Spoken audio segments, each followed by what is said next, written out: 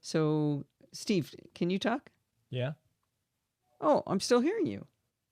Yep. I'm still getting messages, even though I am in do not disturb. I'm in absolute do not disturb. Wow. I forgot to put us in What? The splash page. So we're actually We're live? yes, we're live. Oh, oops. Well, let's talk about what we're having for dinner, Steve. Did you send me the code? Because you're not going to get dinner if you don't send me the code. No, I haven't yet. It's a sushi promo code. Let's just talk about what we're having for dinner. We're ordering 2 half and half hand rolls and 2 Baja fresh rolls. And I'm drinking wine already. It's going to be a quick night tonight. John, you would think so. It is chicken night. You're correct. You are keeping track of the schedule appropriately, but we are not, because we just had a massive number of house guests. Not that many, but of shapes and sizes that were challenging. 3 large dogs, 2 cats, 5 adults, and 2 tiny children. We're exhausted. All right, promo code sent. Okay, let me see. All right. What we got to figure out is what time you want me to order. Let's just do the show and then order. Okay, dinner will be much later than you hope. All right. Oh, I've got a great idea. Hang on. Everybody just keep watching Steve. I'll be right back. All right. Well, I'm not sure what Allison's about to do, and I'm kind of looking behind my back like she's going to appear at any moment. I am. Here you go. Oh, you want me to do it? When you think it's the right time to do it, just hit place pickup order. Okay. And it's going to want Apple Pay. With any luck, your finger's going to work. All if right. It doesn't, just bring it into me while I'm ordering. All right, we have a solution.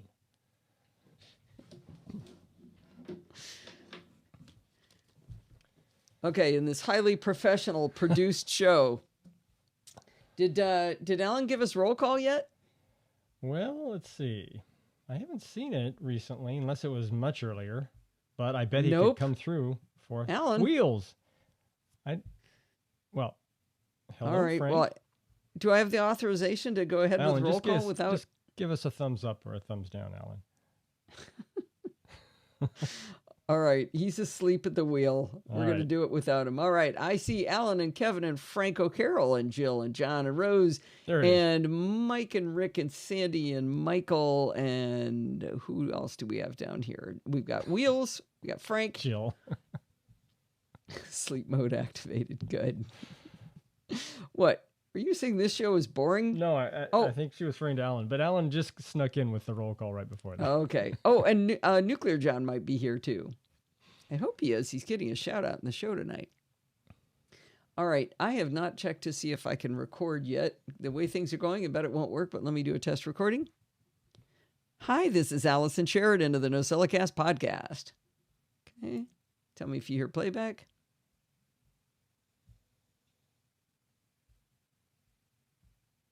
Did we hear playback? I didn't. You didn't? No. No playback. All right. Live show. Let's go into Alice Mike. Preferences. Playback is supposed to be to headphones, right?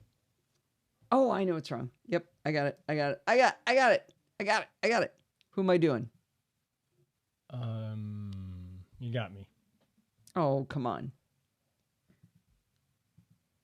What's his name in that movie? Good. Oh my gosh. I think Loopback is failing me. Loopback seems to be finicky. No, it is not. I think it's the one that gives us all those echoes.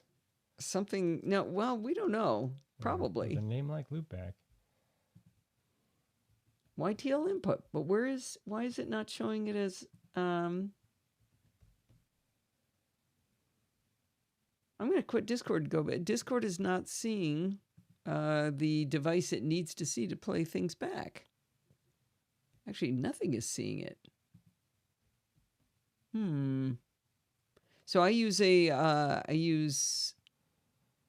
okay, it says it's being used by Meme Live. You're not, Stephen, Meme Live, you did not hear playback, right? Correct. I wasn't listening to Discord, but they said they didn't hear it too. Okay, I'm going to turn it off, and it's going to yell at me. I'm going to turn it back on. Sure. Do this. Switch devices. There we go. That triggered it. Well, Except prove I it. think I just doubled everything. So let me see. Let me fix Discord, which just picked it up too, which I didn't want it to do. I wanted that to use this, and we'll do this. Yeah, we got sausage right and left here. All right, let me record again here. Hi, this is Allison Sheridan of the NosillaCast podcast, hosted at podfeed.com. All right, we're going to try playback again. Nope. You don't hear that? Nope. Oh, come on. Turn your headphones up. That's got to be working. What? I know that was the problem. Input device, YTL input. I can see YTL input. The way you're hearing me is through YTL input. Just Hindenburg. Turn it off and turn it on again. How about now? Nope. Wow. This show's a train wreck so far. Hindenburg. Okay, I'm going to hit play just a second.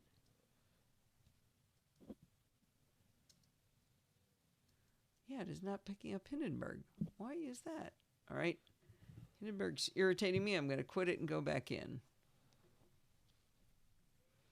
All right, let's try it again.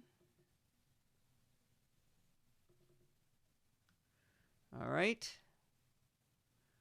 No, don't switch. Hang on.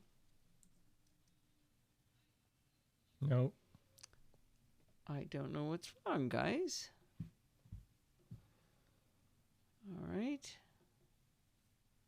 I'm going to add another, let's see, delete Hindenburg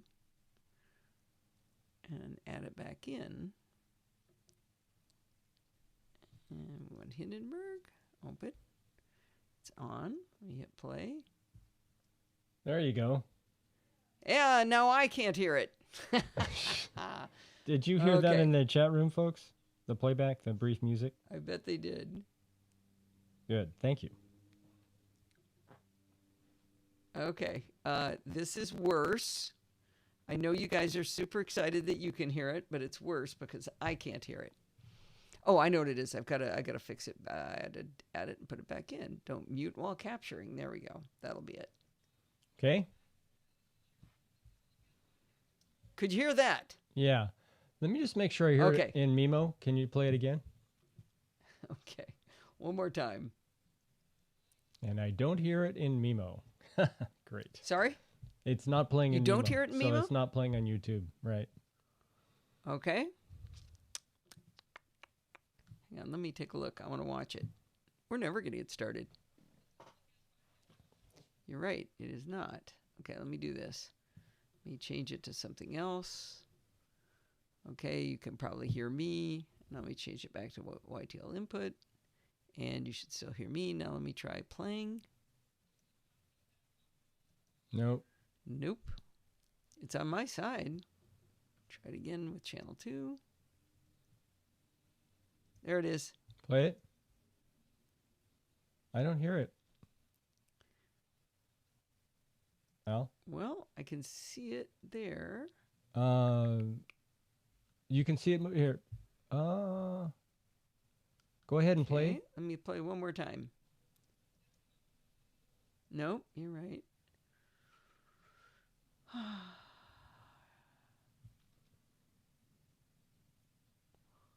I don't know.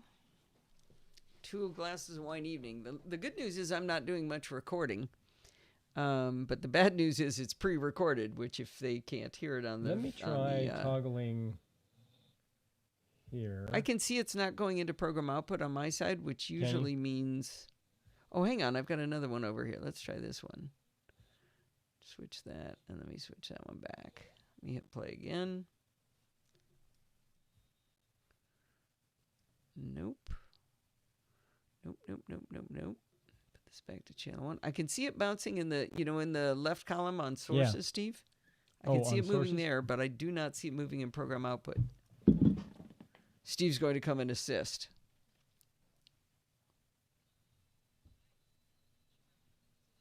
Okay, now it's not showing in either one. Here, let me put it over here where you can see it. So, you see me talking there? That's supposed to be YouTube Live Input plus Hindenburg. And when I come back over here and I hit play, let's see if it's playing there. Okay, now it's not showing on channel 1, but if I change it to channel 2 and I play again, it's moving there, but it's not there.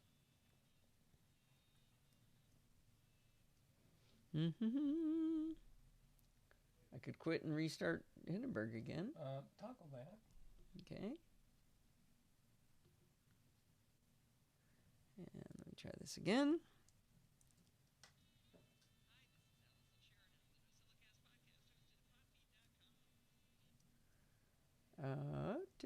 YouTube. So this is how I hear you actually. This one. This is how you transmit your Hindenburg audio to me, and this is how I get your live audio. Yeah. Actually, we should put this where the audience can see. So what we're watching is this. You can see this bouncing.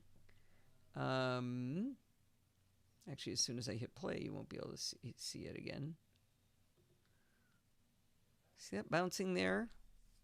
But it's not bouncing over here.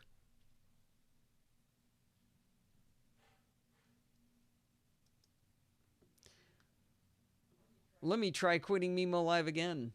Yeah. It's a beta.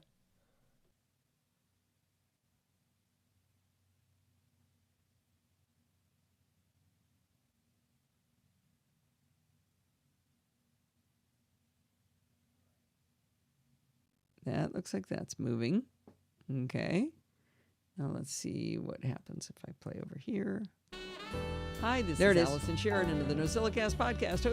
Okay, so turn it off and turn it on again of 4 different applications. Okay. Is that the train going off the rails there? Man, we could start a show now. Nice, Jeff Allen. I don't see Hindi over here. Let me toggle it and see if I can. Oh my gosh, you're right. Oh my, something is very odd here. Wow, we are back to the original problem. So apparently, we can either have the audio working or the video working. Okay. Oh, I found something. Hang on.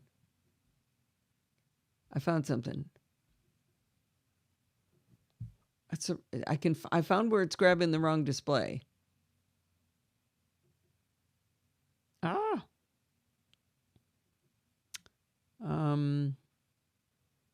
It's telling me that it's grabbing a different display. Oh, here we go. Okay, see if I can move this over to the correct display. There. I see it there. Looks good. Yeah, it's like it's the wrong size, so let me fix it. No, it looks fine. Size looks good. No. There, now it's good. Now the question is, can we hear it? Okay, so now I need to hide it. There. Okay. Posted at podfeed.com. Okay, I can hear that in... Can everybody hear? Try it one more time, see if we can hear I can't hear you, Steve. You can't hear me. I am not joking. Oh my goodness. I feel like we've got a 3-legged we're in a bar and we've put matches under each one of the 4 legs trying to make it go straight. Okay, hold on. Well, I do need to hear Steve.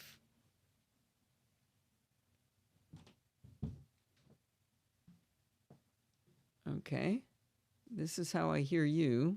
So that should be red. Yeah, but I'm seeing the noise on your line, which usually means I should be able to hear you. That's not live. How did that not get live? Jeez. So we are using a beta of Mimo Live, which is not certified to... Okay.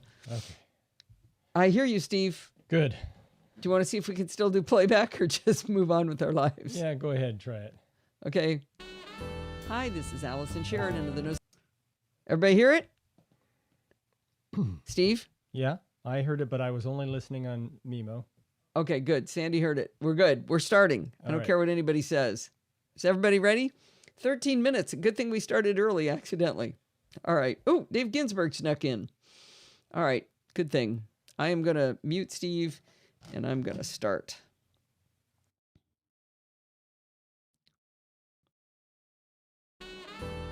Hi, this is Allison Sheridan of the NosillaCast podcast, hosted at podfeet.com, a technology geek podcast with an ever so slight Apple bias. Today is Sunday, December 5th, 2021, and this is show number 865.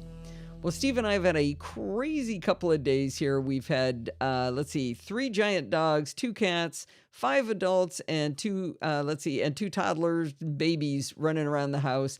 So it's been kind of an exciting weekend here for us. And so the show's going to be a little bit of a different format, and you'll see what that means in just a moment. All right. Well, now I'm intrigued. We're going to have a long-form interview in the middle of the show. There we go. Cut that off. I am going to do a chapter mark. That is exactly what I'm going to do, Kevin. Let's see if the keyboard maestro gods are with us today. Still not making noise. And it didn't work. I know everybody's shocked. Okay, let's try it again. Copy link. Copy. And nothing happened. Is your cursor in the right spot for placement? I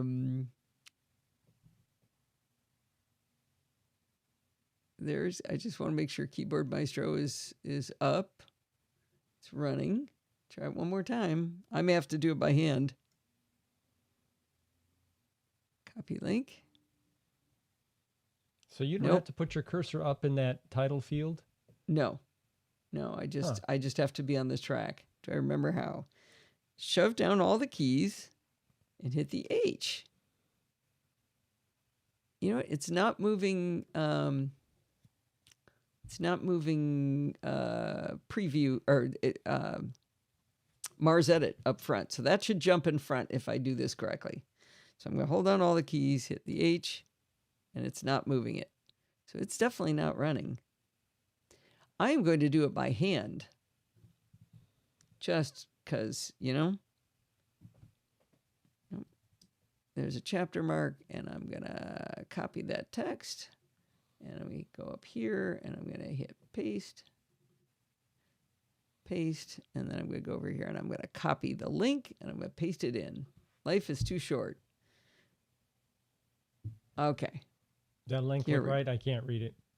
Yeah, it says play.acast.com/s/60 blah blah blah.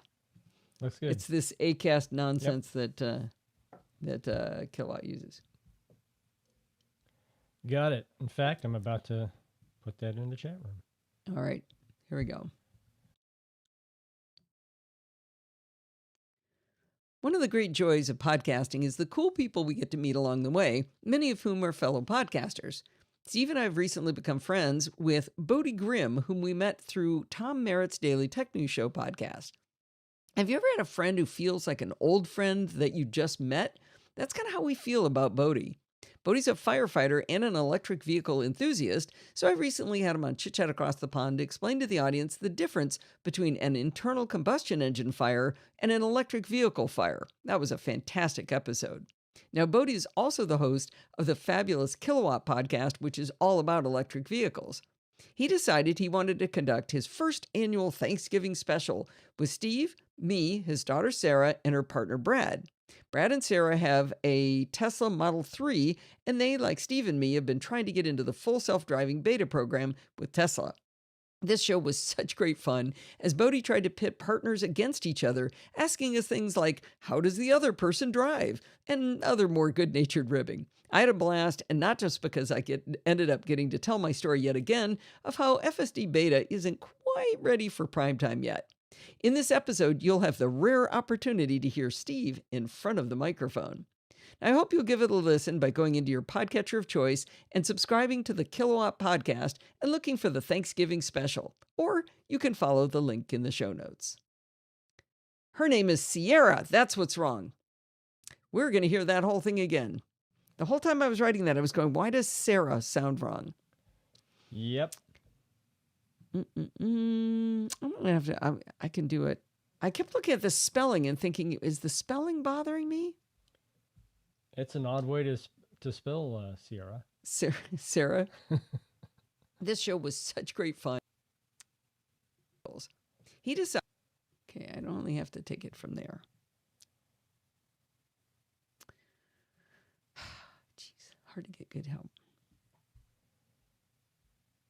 He decided he wanted to conduct his first annual Thanksgiving special with Steve, me, his daughter Sierra, and her partner Brad. You see, Brad and Sierra have a Tesla Model 3, and they, like Steve and me, have been trying to get into full self-driving beta with Tesla. The show was really, really great fun because Bodhi tried to pit partners against each other, asking us things like, describe how the other person drives, and, other more good-natured ribbing. I had a blast, and not just because I ended up getting to tell my story yet again of how FSD Beta isn't quite ready for primetime yet. You'll have the rare opportunity to hear Steve in front of the microphone if you listen to this episode. I hope you will give it a listen and subscribe by going to your podcatcher of choice and looking for the Kilowatt Podcast and downloading the Thanksgiving special. Or, of course, you can follow the link in the show notes. Okay. There we go. That time, I think you got it. I think so. I'm going to take a look. I've been showing Hindenburg all along. Sorry about that. Oh, instead of me? Yeah. I don't care. Okay, so where's Hindi? Where's my Hindi things here? Hindenburg shortcut.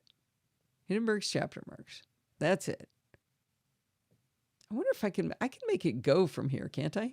I mean, if I'm in Hindenburg or in Keyboard Maestro, can I right click and say, I should be able to say make it go. There we go. Run.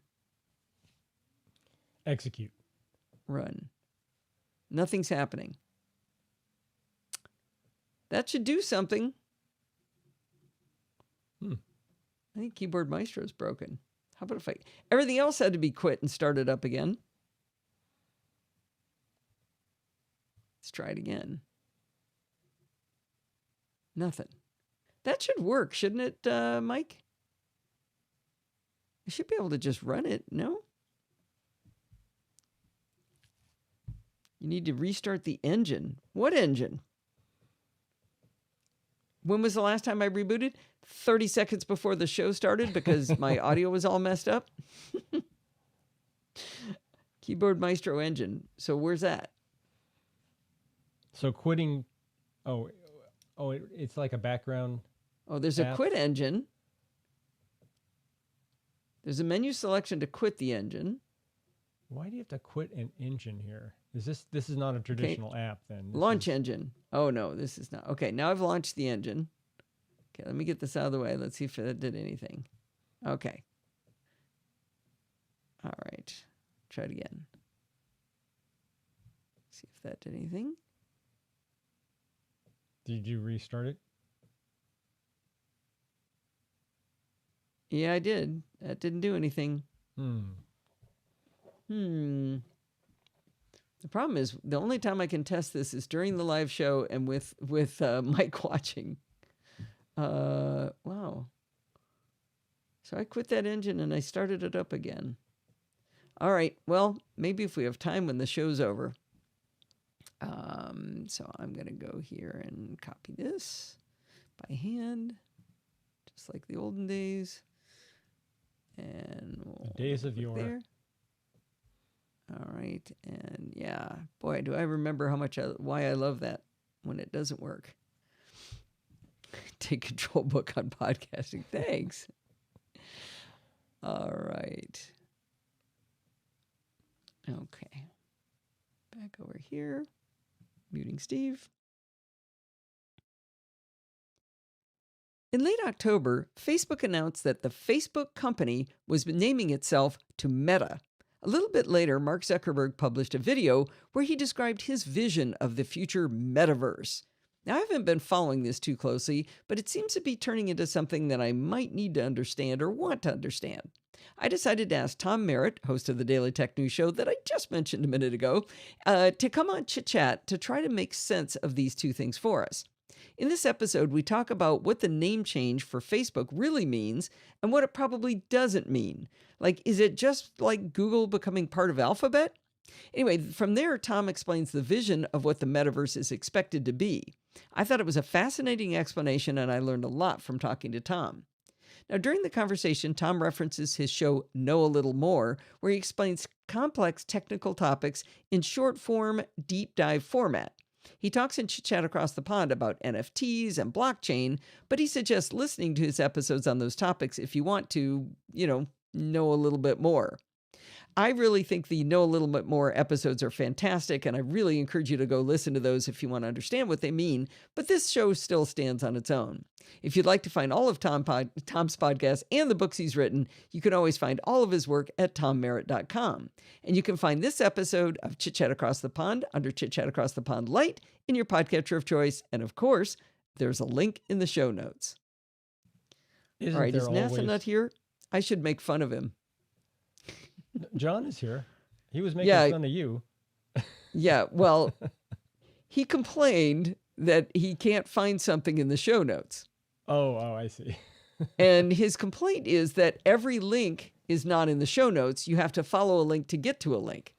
But I was just about to tell him in a snotty little response that the other substandard podcasts don't give you blog posts to go along with all of the events. So that's why they have to put it all in one show notes, and mine you have to go another level deeper.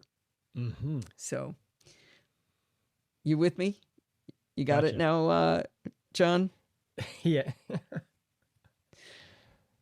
I had to teach him how to search with Google earlier today. All right. Time for a chapter mark. Copy link. No, copy, sure. You just like watching me try to do my own chapter marks now, don't you? It's brutal.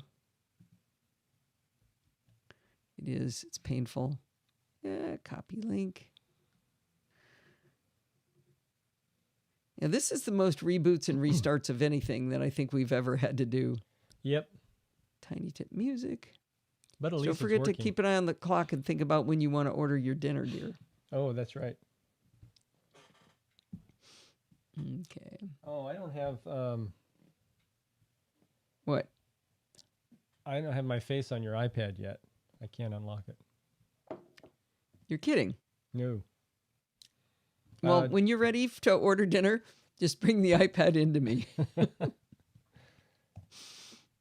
Okay, here we go. Oh, no.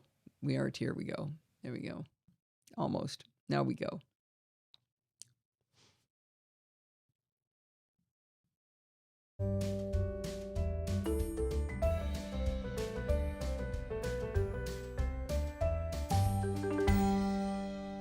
Well, this tiny tip is going to be about programming, and it is a quick tip here. Actually, no, I can't use that term.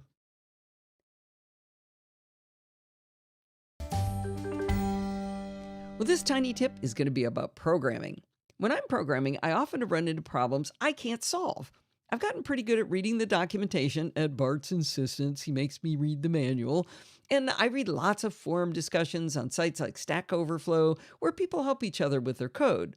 But it's still pretty common that I can't figure out how to fix my code. Now, I often engage Dorothy in a text chat, which sometimes turns into a Skype chat with screen sharing.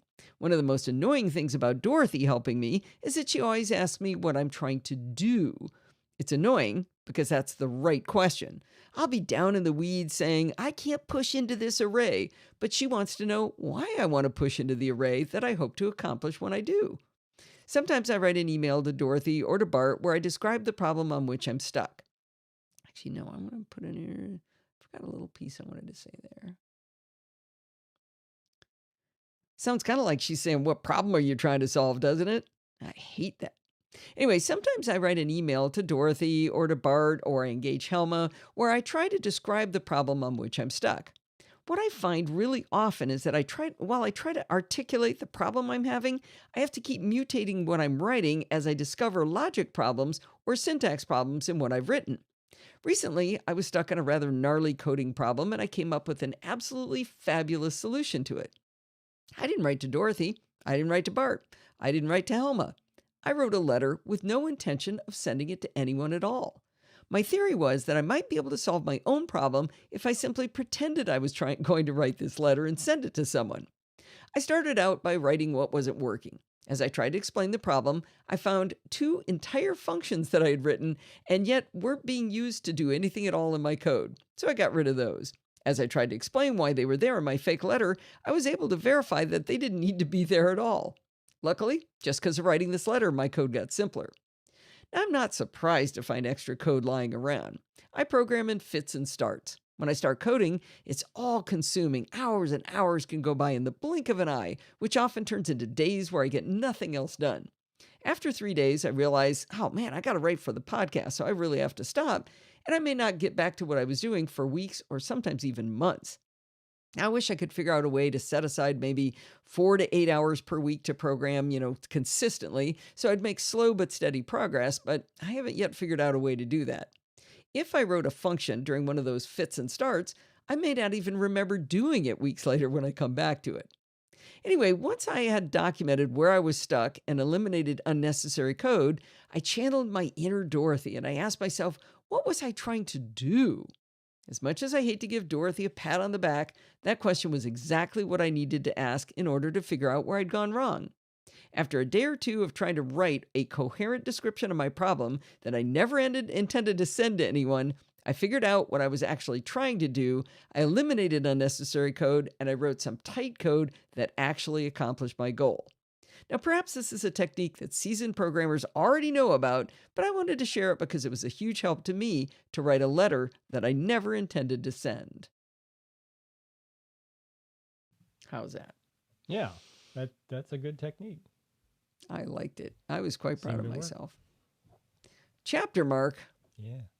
Fine. All right. Let's see. 5? Nope. That's taking a screenshot.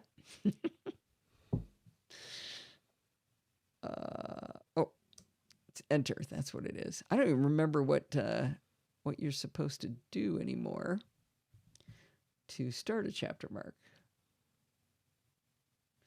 Whoop. Come on. Paste. Oh, come on. Now copy and paste isn't working. Come on. Copy. Paste. Paste. There we go. Copy link. Man, is that inefficient. All right. Get up my show and tell for this next one. Stop playing with text expander. Oh, you talking to Kevin?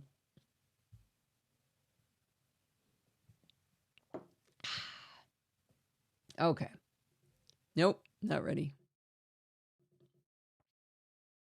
Get it open. Here we go. Now I really mean it.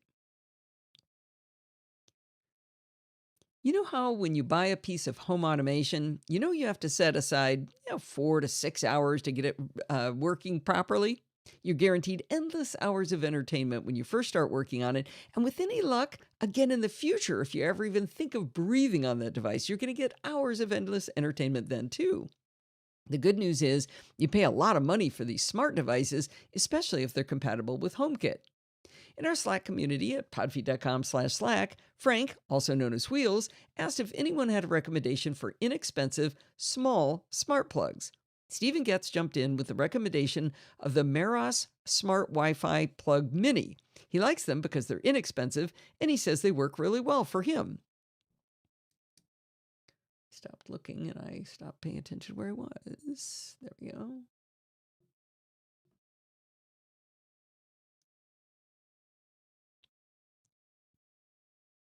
He had told me about Meros before, but I assumed that they must not be HomeKit compatible because rarely do the words inexpensive and HomeKit go together. When I followed the link he posted in Slack to learn more about them, I was surprised to find out that they were not only inexpensive, they were emblazoned with a giant Works with Apple HomeKit logo. They also work with Amazon's Smart Assistant as well as Google Assistant, and they're compatible with SmartThings. Now, check out the price. A 2-pack is only $23. That's $11.50 each, direct from Meros.com. Now, you can get a 4-pack for $33 on Amazon, but the 4-pack listed is not HomeKit compatible. If you need 4 and only need A-Lady, G-Man, or SmartThings support, that's a mere $8.25 a piece. I don't know if you've priced smart plugs, but that's super inexpensive compared to anything I've bought before. I love Belkin, for example, but a single smart plug from them is $25. You can get 2 of them for $23 direct from Meros. I mentioned to Steve how cool the Meros smart plugs sounded and how great the price was, and that I was thinking of buying them. He was not super enthusiastic about this idea. You see, Steve really loves that I keep experimenting with different vendors, necessitating separate apps for Eufy, Wise, Wemo, Ring, August, Ember, Sense, Daikin, MyQ, Hue, LifeX, iDevices, Top Greener, and Elgato. I'm sure we even missed a few with that list. You can imagine how thrilled he was when I said I was going to add Meros to the mix. He also tried to make the very valid point that we didn't need any more smart plugs in our house. So, of course, I bought them anyway. I received my 2-pack of Meros Smart Plug Minis, and I set aside a half day to get them working. When I took the plugs out of the box, both had very visible HomeKit QR codes on their sides. I punched the HomeKit. I didn't punch. I launched. I punched the home. I launched the HomeKit app on my iPhone, navigated to my den for the room to put the device in. I tapped the plus button to add a new device. The camera came up on my iPhone, inviting me to scan the QR code on the, going off script. The camera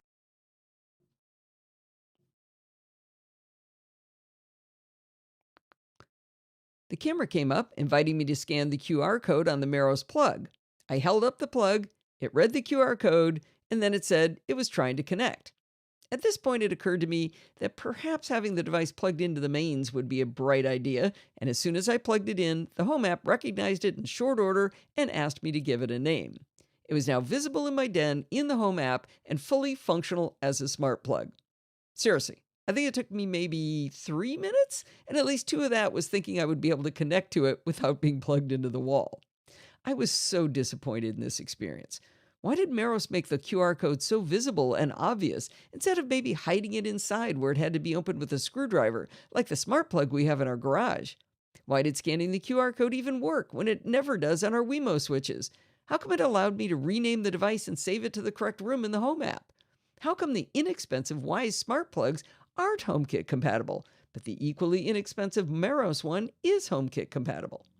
My Eero router reported a new device on the network, and I thought for sure the Meros would be called something like IEEE 1324, like other inexpensive Wi-Fi devices. But no, it was correctly identified as a Meros smart plug. So what kind of fun and entertainment is this? If you were hoping to avoid your family for hours and hours over the holidays because you'd be busy setting up Meros smart plugs for them, you're going to be sorely disappointed. I thought for sure I could find something the Meros smart plug couldn't do. I have a scene in HomeKit called It's Showtime that turns off the landline, turns on my side lamp with a Wemo switch, and my LifeX life strip behind me, along with a few other things. The It's Showtime scene is also part of an automation that turns on at 4:45 p.m. every Sunday night, right before the live show, and it turns off again at 6:45 p.m. That way I can do it by hand if I want by yelling It's Showtime, or if I forget to do it and it gets to be quarter till on show night, it'll just turn on by itself. I thought this would be good sport to watch the Meros smart plug fall over in a heap if I tried to get it to join to the It's Showtime scene. I plugged my Google Home into the Meros as a test. In the Home app, when I selected the Meros plug settings, it offered a suggestion, maybe you want to add it to It's Showtime scene. HomeKit must have figured out that since it's in my den where most of the other devices in the scene are, maybe I want to add the Meros to that scene. I added the Meros to It's Showtime and added it to the time-based automation, and just as I feared, when I said, "Hey, yes, lady, it's showtime," The Meros smart plug turned off, disabling my Google Home. I'm really running out of ways to find anything wrong with this plug. I got really excited at one point because I plugged it in and it didn't respond. I thought for sure I had some troubleshooting to do. That's when I realized I just grabbed the second Meros smart plug that I hadn't yet added to HomeKit. Sure enough, I swapped in the enabled one and it worked flawlessly. Did I mention that these smart plugs from Meros don't even require a hub like Hue and Wise do? Now, another thing, it can be a bummer when devices are only available in the United States. I'm afraid to tell you that Meros has plugs for the EU, UK, and Australia. Now, the plugs I bought work in the US and Canada, and they also sell the same plug for Japan. So that's not even a downside to the Meros smart plugs. They're also not even a one-trick pony. They've got HomeKit compatible a desk lamp, wall light switches, a garage door opener, a blinds controller, an air purifier, a thermostat, color LED bulbs, light strips, and a 3-device outdoor plug over at shop.meros.com. Now, Stephen Getz told me that he bought the wall light switches from Meros, and they've been great. He explained that when his internet service went down, they still worked because they're a physical wall switch. That made me take a closer look at the smart plugs I'd bought. I discovered they have a button on them to disable and enable them manually, so they too would work if the internet went down or if somebody just didn't know how to run the thing. Yet another thing I can't complain about with the Meros smart plugs. I'm afraid I can only come up with one problem with the Meros Smart Wi-Fi Plug Mini. It's because I can't find anything left in my house to automate with it. Touch of sarcasm in that one. Little bit. Just a touch. All right. This is going to be a short show. Did I mention that? Because I think it's time to support the show. Without no sarcasm, chapter mark. What's that? Without sarcasm, what would you have? Yep. Many years ago, I ran a large organization, and I had conducted what was called a 360-degree review, where I had all of my employees review me along with my bosses and my coworkers. And one of my employees wrote on the review, "Sarcasm is never necessary." And Steve, I told Steve about it, and he said, "Honey, without sarcasm, you wouldn't have anything to say." Jill, I love that. Sarcasm, just another service I offer. Exactly. Main service. All right. Oh, this is going to pain me. I've got to say something nice about... no, never mind. I already made fun of NASA Nut John. It's Nuclear John. He's a nice guy. So I'll go ahead and... I'm going to say something nice about him. Okay, here we go. I am delighted to start thanking our 3-year patrons, starting this week with Richard Appia, Jonathan Scott, also known as Nuclear John in the live chat room, John Atwood, Jonathan Weinman, and Clinton McDonald. Evidently, 2018 was a good year for patrons named John, rounded out with a Richard and a Clinton. Every one of these people has pledged a dollar amount that works for them and that shows their appreciation for the work we do here. They're letting me know that we help educate them, entertain them, or maybe just keep them company as they go about their days. I'm so happy that they've chosen this way to support us and help keep the lights on here. If you'd like to join them, head on over to podfeed.com/Patreon and show your appreciation as well. Alrighty. Do I need to introduce this or not? Oh, who's that little kid? Oh, it's a GIF. Okay, that's a good one, Alan. I need to keep that one. See, here we're gonna go. I can hear Steve laughing in the other room. You've muted. I can't hear you though, Steve. No, I cannot. That's because I muted myself. Yeah, I can hear him laughing through the door though. Pledge a Tesla monthly. Okay, let me see how this conversion works. Let me know if you think I need to introduce this. Are you listening, Steve? Yep. Over to podfeed.com/Patreon and show your appreciation as well. Oop, too slow. It probably Patreon and show your appreciation as well. Well, you guys have probably heard me talk before about my good friend Pat Dengler, who is a certified Apple consultant. In fact, I don't think that needs an intro. No, I don't think so. Show your appreciation as well. Well, you guys have probably heard me talk before about my good friend Pat Dengler, who is a certified Apple consultant. In fact, you might remember just last week I talked to her about trying to help me diagnose that pesky Eero networking problem. One of the things that Pat does for her job, or maybe she just does it for fun, I'm not sure, is she experiments with different devices so she can make for her clients. That's the excuse she gives anyway for buying one of absolutely everything.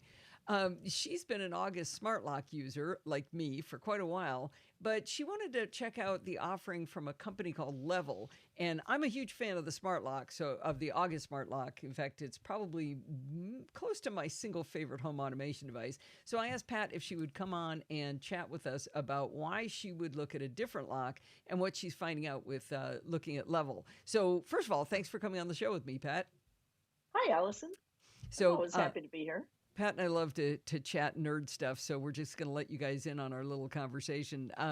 So I interviewed the company Level at the last CES I was allowed to go to. So and it did look like they had an interesting offering. But before we dig into that, what was your observations of the August Smart Lock? Did you like it? Did you hate it? Did you think, oh, this thing needs to go, or you just wanted to try something new?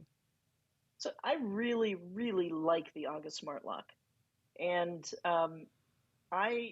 so back in the day, the very first home automation thing I think I installed was a Schlage lock that was a deadbolt, and it had a keypad, and it had an actual tumbler, for a key to go in there and use. And I loved that lock because it allowed me to not carry my keys with me if I didn't want to. But that's pretty much all it could do. Okay. You couldn't there was no share it with other people or anything? Exactly. There was very, very little automation, if at all. Okay. So when August Lock came out, I thought this sounded pretty good. And I know that it was sold at the time in the Apple store. So I thought, well, it's got, a little Apple love there. And compared to all the other locks that were being offered, I liked it because it hit all of the things that I needed. I needed an actual physical key to be able to get in case the electronics failed. Right. And I wanted HomeKit. So go ahead. And it also, the thing that I liked about it was from the outside of the house, it looks like a regular lock because it actually is still your regular lock. Well, you don't even replace your regular lock on the outside of the house. It's on the inside that it looked different. Right, exactly. You didn't have to change the keys at all. Right. Which is something that you had to do with the Schlage, going back a little bit. So Level came out, and what I really liked about it is it satisfied one problem that I was really seeing with the August Lock, in that people who would come to my house to visit, as we were saying goodbye, and they walked to the front door, they would look at the door and not know what to do, because the August Lock is a big honkin'. It looks like a can of tuna that's stuck with the label off, right? Exactly. Yes. I mean, it's obvious to me, of course, because I've been using it forever, and you have to stick your whole hand around the thing and then twist, and it would open, no problem. So when I saw the Level Lock, and I thought, boy, this looks really nice, because it is the little, I don't know what you call it, the little lever, just like a normal deadbolt. Oh, there's a name for it. The thing the little thing you twist when you want to do a deadbolt. That thing. Exactly. I'm sure somebody who's listening knows exactly what it is, and I wish they were on now. Yeah, I bet everybody listening is going, you idiots! Well, you don't know what you're talking about if you don't know what that is. Right. And it has a really good reputation. And I thought, you know what? I did get a good deal for Black Friday, or yes, it was Black Friday. And I thought, let me give it a try. So I ordered it. It arrived. I installed it in no time at all. It was super easy. Let me back you up first. Is it HomeKit? Yes. Compatible? Okay, good. Absolutely. So the one downside is it comes with its own lock. So if I want to have it rekeyed to match the rest of my house, I need to have a professional do it, because that's outside of my scope. So it changes the outside and the inside. Correct. Yes. Okay. It comes with its, because, so this particular model was called the Level Lock Touch.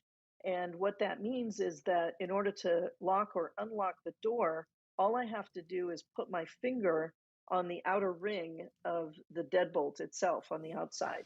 So it's not fingerprint, it's actual touch of my finger, so long as I'm set up with the app on my phone and I have my phone with me. Okay, so you sent me some pictures that I'll put in the show notes. It looks like Mhm. a regular keyed lock. It's a Yes, circle with a little keyhole in it. But you're saying that outer exactly. ring is touch sensitive? Correct. So Yep, you must have to have your phone with you to authenticate. Your phone's doing the authentication, but your finger is saying, exactly. I'm actually here. Exactly. Yes. And Hmm. even though if I was standing nearby and you put your finger, it would not unlock Oh, because come you're not on. How does holding. it know it's you? You know what? Magic. No, no, no. Come on. It's so Yeah, I you're don't know. saying if I'm standing right next to you and you've got the phone right next to the key and I touch it, it wouldn't unlock.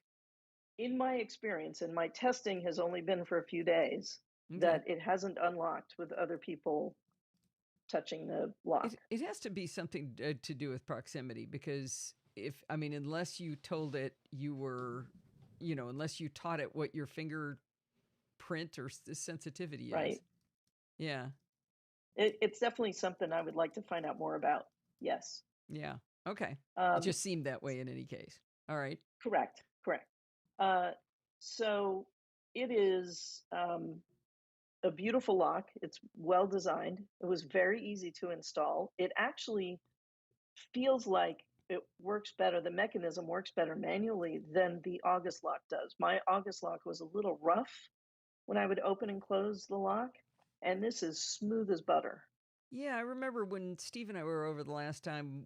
We didn't have time, but we were thinking, we should help you take that apart and see what's going on with it because yeah, it was crunchy. Yes, exactly, crunchy. Yeah. Now, And ours got crunchy after a while, and Steve went in and just took it apart and cleaned it out, and he did have to do some fiddling to make sure that the deadbolt itself was sliding smoothly in and out, and move the little panel around a bit, and he got ours working smoothly. But one of the problems with the August lock is when it gets crunchy, boy, do those batteries burn out quickly, huh? Okay, I'm gonna stop there. Mike says you can touch it with your nose when wearing gloves on a cold winter day. There you go. Yeah, I don't know if you guys saw, but there is a good explanation for what actually was going wrong. So we figured it out later. I think ours got crunchy because we had just had our house redone, and there was a lot of dust that I think got into the mechanism. Oh, It was okay. You kinda think that's what gummed it up. was? Yeah, so I just cleaned it out. But you also didn't you like Dremel out the Yeah, hole for the thing to go into? there were two separate problems, and they were both contributing to crunchiness.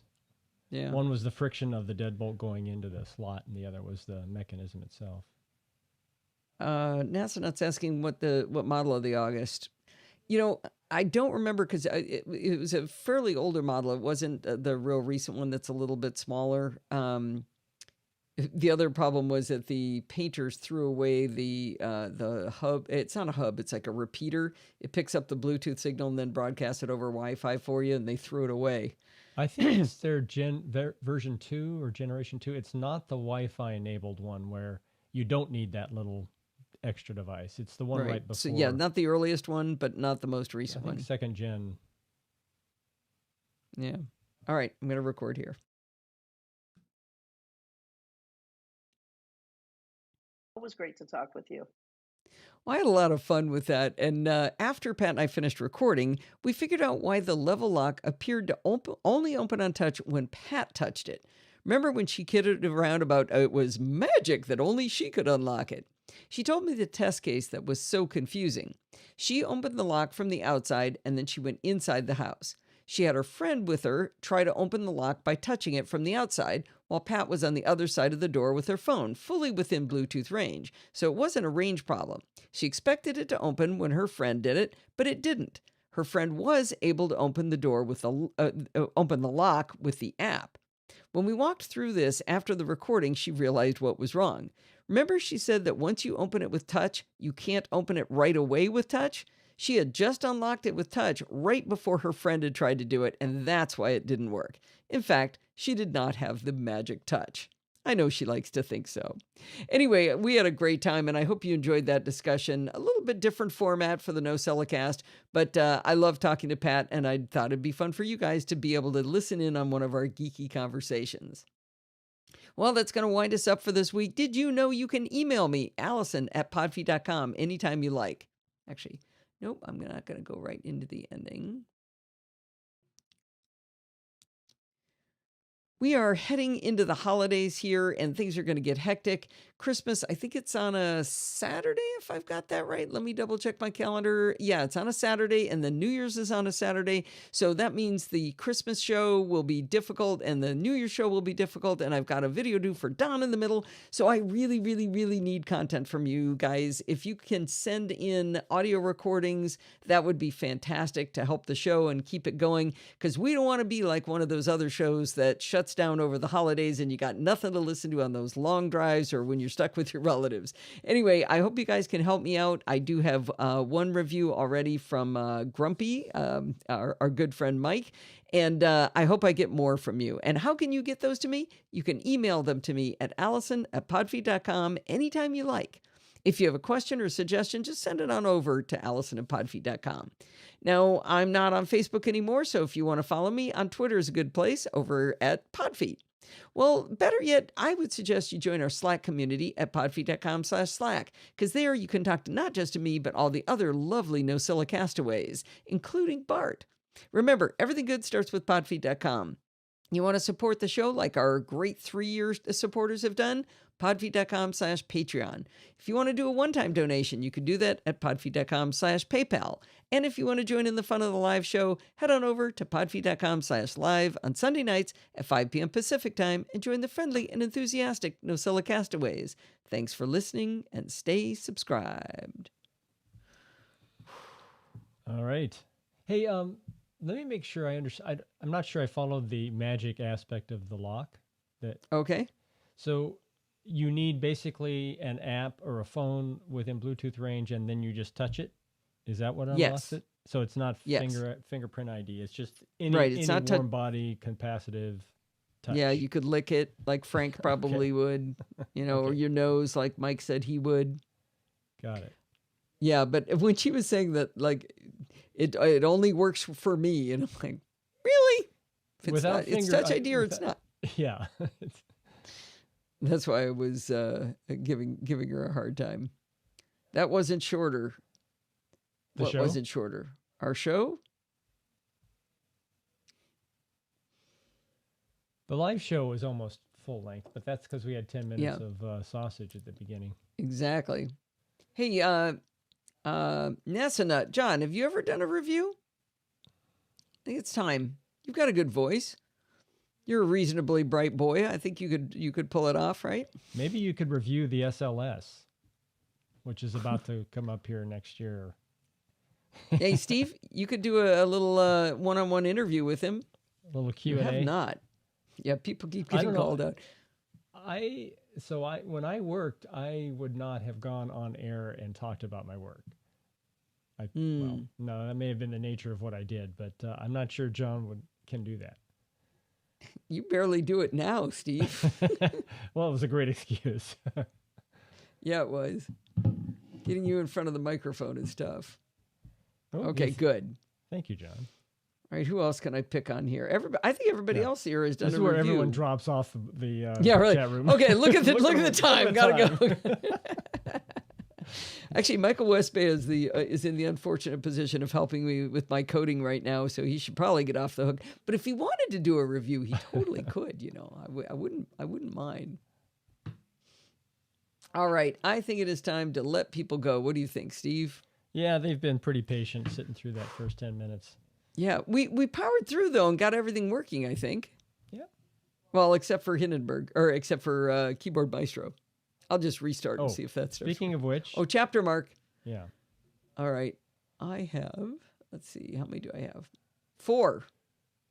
There are 4 lights. 4, yeah, because you didn't do a blog post for Pat, right? But I put a chapter mark in for it, didn't I? Then that should be 5. Well, then I didn't. Whoops. Good job, Kevin. Slightly more useful than you are annoying. Oh, there we go. Look at that. I did not. That shows you got a little bit of value. Why is Alan telling me to writing calendar over and over again? No idea. I don't know. Can you use more words?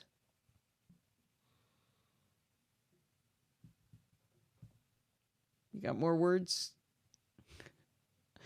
I don't know why he's telling me that. Okay, that actually was super useful. And I'll just put the link to level.co on there. She skipped it even though I said to. I eventually listened to you. All right, let me export the file yet again because I did it once. What does he want? You skipped the live shows last week. No, I did not. I did live shows last week. I didn't skip a live show, did I? And you still haven't told us what calendar means, Alan. Maybe that was just a typo twice. Well, no, he said you skipped the live shows last week. What does that have? Is that connected to the calendar comment? Didn't we have the live show last week, Steve? Yeah, we did. I don't know what you're talking about. All right. I'll keep watching the chat at the end of the last show. Oh, you're saying I didn't call out the live show at the end? That's hard to believe. It's in the script. Yeah, we did live. Okay. Well, it's in the script. I'll have to go look, but that seems unlikely. You mean every Sunday night at 5 p.m. comment? Yeah, he's suggesting I didn't. Now, you won't be able to hear this, but let me check. Hang on. Remember, everything gets starts at podfeed.com. Support the show, blah, blah, blah.